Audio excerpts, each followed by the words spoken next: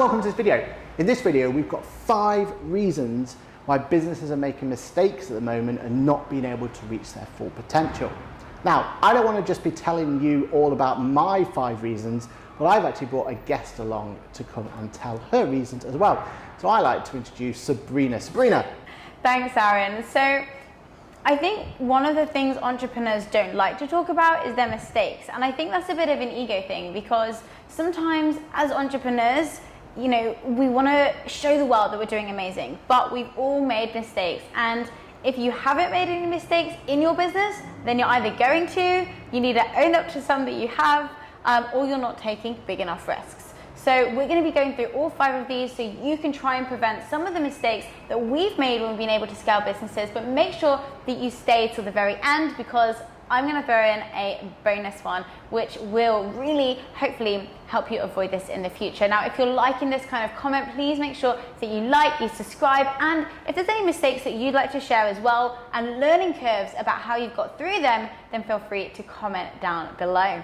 Okay, thank you, Sabrina. So we are going to go into number 1. So the first reason, and I know this is one of the ones that you preach about a lot, so I think we'll start on something that I know is something that's close to your heart, and that is keeping on top of your numbers. Now, I know I'm a little bit biased here. I'm an accountant, we run an accounting firm, but it is so important. And here's the reason why. You see, you're creating a wonderful business and you're going from day to day trying to make sure that your business is going to make sure that it can make payments, and it can make sure that you are growing it and that you're bringing it in. But how do you know how well that business is doing if you don't have the numbers to back it up? And I think that is something that a lot of the time when people are first starting out in business, they don't realize how critical it is.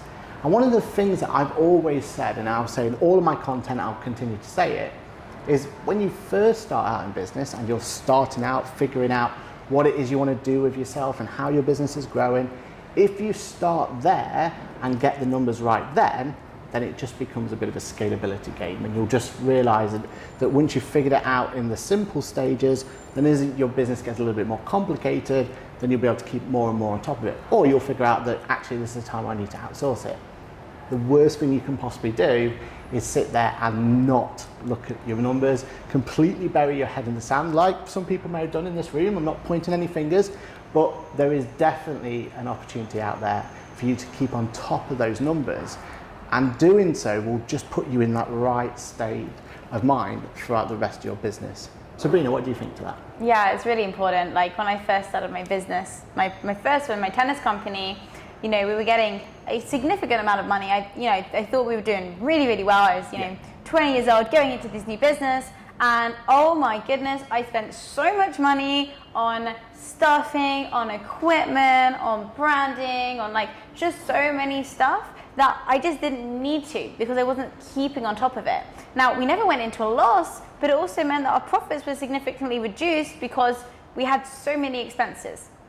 So one of my biggest pieces of advice is, and I've learned this the hard way, although I'm very fortunate in the sense that it was a really easy hard way because we still were very profitable, but keeping on top of your finances on a weekly, even daily basis, so you know exactly, okay, if I have X sale coming in, what are my outgoings, what are my variable costs there, what else do I need to do after all your overheads are? And it just allows you to continuously plan into the future, and then you're never going to have to worry about it. And I even studied accountancy in my MBA, and I really do enjoy an MBA in some kind of things. I don't think accountancy in my MBA actually helped me that much in terms of running a startup businesses. Like, it's great, I can read a P&L, but it's very, very different. And don't be naive in the sense that even if you've studied a course, make sure that you're staying in front of your numbers, watching all these videos, which are on YouTube anyway, just so that you always feel positive, you always know exactly what's happening in your business, and you'll be able to help scalability from that too. I love it, I love it. And I think you're right there, because when you think about what normally you learn about accountancy, the P&L, the balance sheet and everything else, obviously they're important because from a statutory point of view, you're going to have to provide them. Yeah. So you're going to have to tell HMRC and Companies House, and you're going to have to be able to provide that information. But you hit the nail on the head. From the startup, your most important thing is your cash flow, is how your business is doing, what you're spending the money on. And okay, again, biased over here because we're an accounting firm and we offer solutions to outsource bookkeeping. But technology is so good now that there are opportunities for you to automate that for most of it. So you can have that opportunity of having these transactions going into QuickBooks, having the bank coming in and being reconciled and all that sort of stuff, so that you can get that data at your fingertips. And it's even on your mobile phone these days. So you don't really have an excuse, if I'm being completely honest. And also, do remember that HMRC are basically turning around and saying it's going to be something you will have to do because of this thing called MTD. So at some point, you're going to have your bookkeeping up to date at all times for you to actually be a business compliant. And 100%. I actually think that's a good thing. I think it's great, like if you haven't got, and obviously Boffix do a great job, but if you haven't got somebody looking after your numbers, get that sorted straight away. It's something that you shouldn't hesitate on.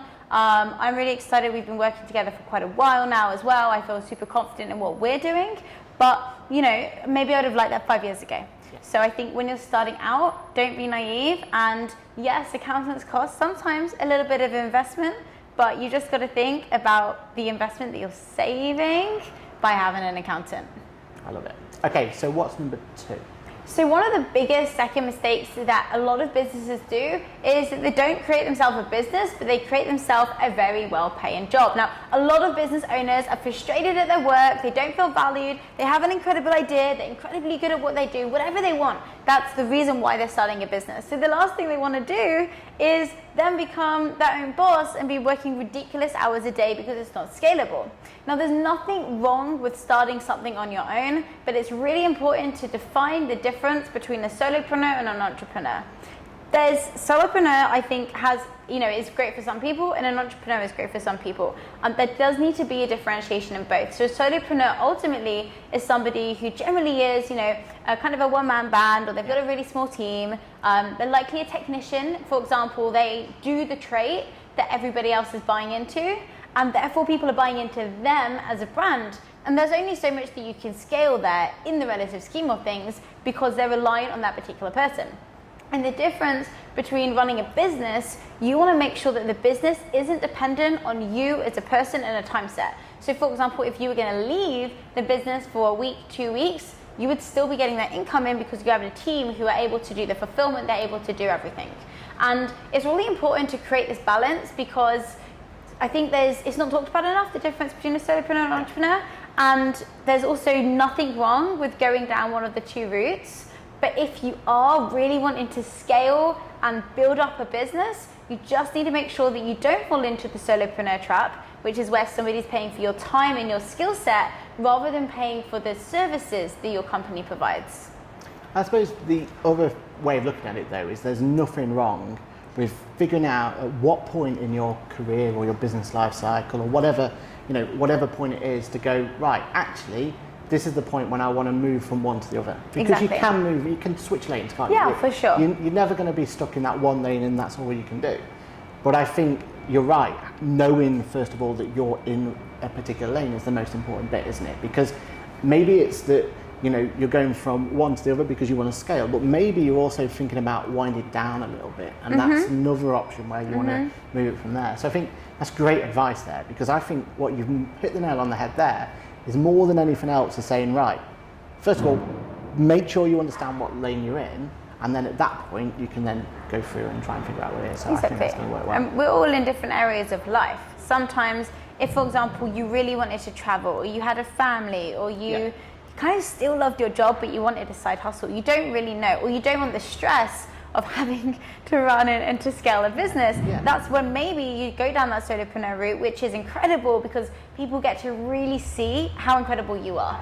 But on the flip side of it, you just don't want to get stuck in the trap where you can't continue to scale because, and you put all this work in and then you get frustrated that you aren't able to because of the original model that you created. So that would be my tip number 2.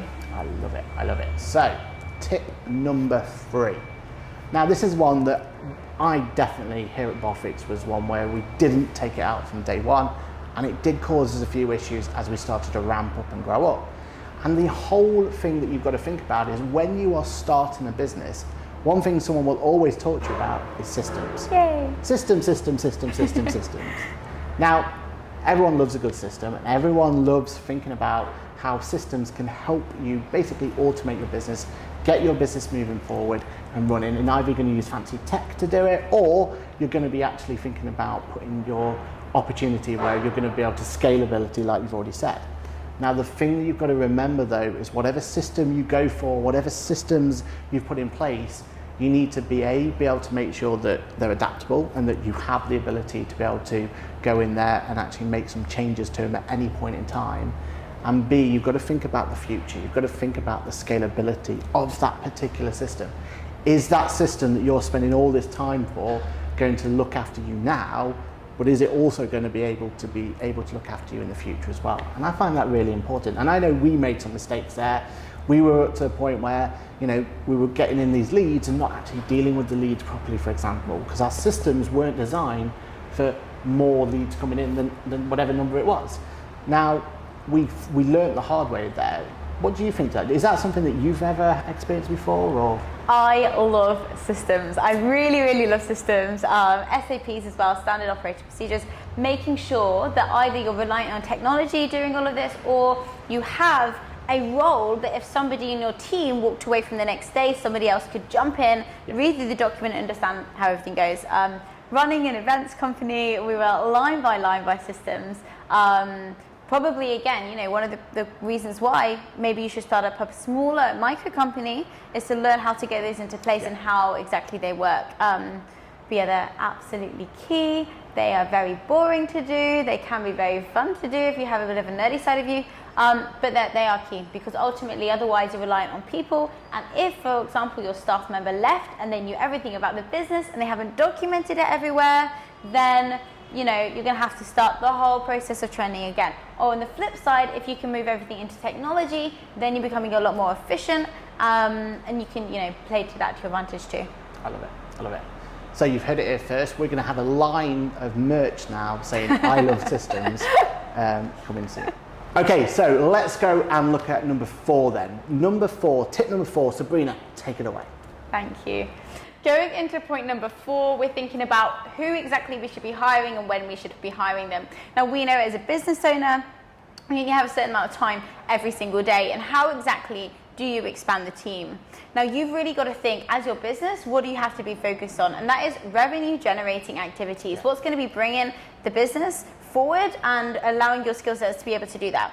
So therefore, for example, if you have 20 hours of admin per week, if you could therefore get somebody to take over those 20 hours, providing, of course, you onboard them properly and, they're happy, then you then have those extra 20 hours to focus on the revenue generating activity. And the money and the income that you should be having from doing those additional hours in that area of the business should therefore be higher than both the cost of bringing that employee in, as well as the amount of time that you're spending in terms of recruiting them. And providing you do this, you're able to continuously expand. Now, I can appreciate it can be pretty scary, and especially trying to find really good talent, potentially their salaries are maybe even higher than what you're paying yourself as the business owner. But that is the only way that you can expand. And by being able to do this as well, you're able to figure out, who I should be hiring, what their skill sets are, and what's going to allow you as the business owner to get your time back in order to then generate more leads and more business coming in as well. Yeah, I think that's really important. And don't forget as well, there are practical ways for hiring as well when you first start out. So if this is your first ever hire, consider if it's right for you, maybe subcontracting as well at the very beginning. You've got to make sure you don't get caught in IR35 and all that rubbish, but let's make sure that for your business you're doing things right. So if subcontracting is right for your business at that time, it's not something you should be scared of, is it? And at least that gives you that fail-safe of if this isn't going to go right and you've taken that risk, as Sabrina says, it's good to take the risk, but you've got to make sure you take calculated risks. And sometimes just thinking about maybe having that subcontractor, maybe giving you that flexibility might be right for your business. Okay, so tip number 5, and this is again something that we learned the hard way, so don't make our mistakes. You see, when you're in business, and I'm sure you'll agree with this, but when you're in business, you've got to be able to understand when you should be outsourcing your work. Now, how many times have you sat in front of a computer trying to learn some sort of skill sector, something that you're not 100% sure of, where you've wasted time and time and time of resources because you've been a little bit wary about actually going out there and outsourcing that particular need. Now, yes, there is costs associated with outsourcing, but it becomes a part where that's a cost of business. And I think there's a lot of times when people and businesses don't really see the fact that actually that cost of business is saving a lot of money, a lot of issues, a lot of problems down the line. Don't you agree though, isn't it? There's something where there's a lot of times people are worried about spending that particular money on outsourcing. It could be their accountant. Again, we're biased on this one, but it could be something like HR. HR is so critical and important. And if you get that wrong, there is a lot more money and costs associated with that than actually paying it up front and getting it right in the first place. And we learned the hard way. You know, there's certain times where we've tried to just do it ourselves. We think, you know, a couple of, you know, learnings here and there, learnings there, and we'll be able to go. But actually, if we spent the money in the right place at the beginning, we would have been in a better position. Now, you can learn from those outsourcers and maybe be able to take some of those skills on, which you do on a regular basis. But don't you think that it's one of those things where businesses are scared to outsource at the very beginning? 100%. I mean, if you, for example, are trying to, even press is a great example. We tell our clients this. Yeah. You know, there's nothing stopping you go do your own press. You can go start networking, you can pitch to journalists, you can write the articles, you can learn how to be a copywriter, you could do SEO optimization, and you can do the graphics after. There's nothing stopping you do that, but how much time and effort is it going to spend and take you away from the business? By, you know, our journalists have been 10, 20, 30 years in the business. Yeah. They know exactly what they're doing. Even I don't try and learn exactly what they're doing because they know. Yeah. So it's just kind of like when you go to a mechanic, right? You know, you could probably YouTube how to change your own filter, but it's probably going to take me, you know, an hour to find the correct click on YouTube, then to watch it, then to get scared, then I call my dad, am I doing this right? And you know what I mean? Yeah. So it's exactly that same process. I would rather pay somebody who's gonna do a good job, I know they're gonna create the results, and they can then go spend all their time and expertise, which is why I'm paying them to do what they're gonna do, because I know it's gonna be worth it, and then I can continue on things that I do. And I think it is also that, I wanna learn it myself, I wanna understand it, but in order to scale, you can't understand everything that goes on, because you have to end up trusting people, and finding those people you trust as well is how you are able to scale, because you're able to create those long-term relationships too. I love it, absolutely love it. And there we are, we've had 5 tips for you, and actually 5 tips where me and Sabrina may have made those mistakes in the past. Now, we want to make sure that you don't make those mistakes. And also, as a thank you for all the lovely listeners who are still continuing to watch now, we have a bonus, don't we, Sabrina? A 6th tip just for you. Sabrina? Well, we all know of the 80-20 principle, and it's really important to start implementing this in your business. And that 6th tip is not getting stuck down on the nitty-gritty. If you want to be able to exponentially grow your business, you can't have everything perfect, because it will take you so long, or you'll have that fear factor that not everything's quite there, so you're not ready to put yourself out there. However, if you want to get from here to here, you've just got to continue going from here to here. You have to be 51% correct, right? Or if you're a little bit more risk averse, you need to be 80% right, and then you go forward with that decision. Otherwise, if you don't make fast decisions, if you don't make quick decisions, your business will not be able to grow, because you'll be constantly thinking about, is this the right path to go down?